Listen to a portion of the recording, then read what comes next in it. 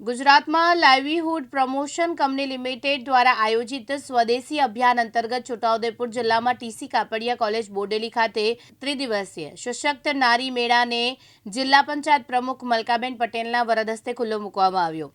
આ મેળા સ્થાનિક મહિલાઓ દ્વારા બનાવવામાં આવેલી વિવિધ સ્વદેશી ઉત્પાદનો, હસ્તકલા સામગ્રીઓને સ્થાનિકો દ્વારા ખરીદી કરી લોકલ ફોર વોકલ અને હર ઘર સ્વદેશી ઘર ઘર સ્વદેશી અભિયાનને સાર્થક બનાવશે। આજરોજ બોડેલી મુકામે સશક્ત નારી મેળાનું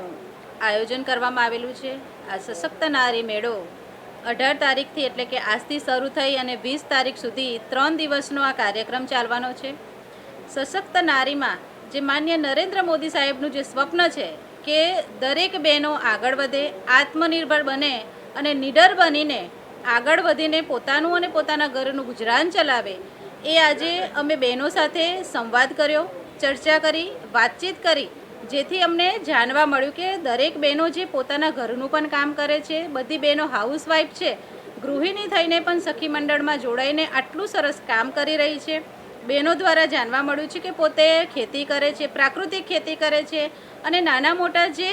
ધંધા છે જેમ કે માળાઓ બનાવવાનું છે, પ્રાકૃતિક ખેતી છે, શાકભાજી છે અને વિવિધ જાતના અહીં સ્ટોલ લગાડવામાં આવેલા છે। સ્ટોલની પણ અમે મુલાકાત લીધી અને સ્ટોલ ઉપર પણ માટીકામથી લઈ મણકાકામને પહેરવાને દરેક વસ્તુઓ બહેનો જાતે બનાવે છે। પ્રાકૃતિક ખેતીને પણ વેગ આપી રહી છે, જે આપણા માન્ય રાજ્યપાલ સાહેબનું પણ એક સ્વપ્ન છે અને આ સશક્ત નારી મેળાથી બહેનો ખૂબ આગળ વધી રહી છે।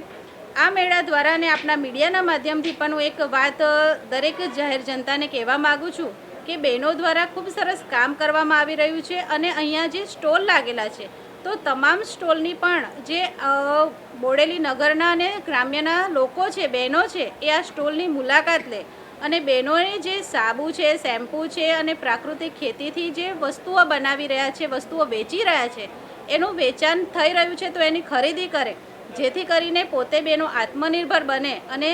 હર ઘર સ્વદેશી ઘર ઘર સ્વદેશીનું જે આપણું એક સ્લોગન છે, જે માધ્યમ છે, એને પણ આપણે આના દ્વારા ચરિતાર્થ કરી શકીશું, સાર્થક કરી શકીશું। તો સૌ ગ્રામજનો, નગરજનોને પણ એક વિનંતી છે કે આ સ્ટોલની સશક્ત નારી મેળાની મુલાકાત લે અને અહીંયાથી જે વસ્તુઓ વેચાણ થઈ છે એને ખરીદી અને ઘર ઘર સ્વદેશી હર ઘર સ્વદેશીને પણ અપનાવે। વિરેન્દ્રસિંહ દેસાઈ, દિવ્યાંગ ન્યૂઝ, બોડેલી, છોટાઉદેપુર।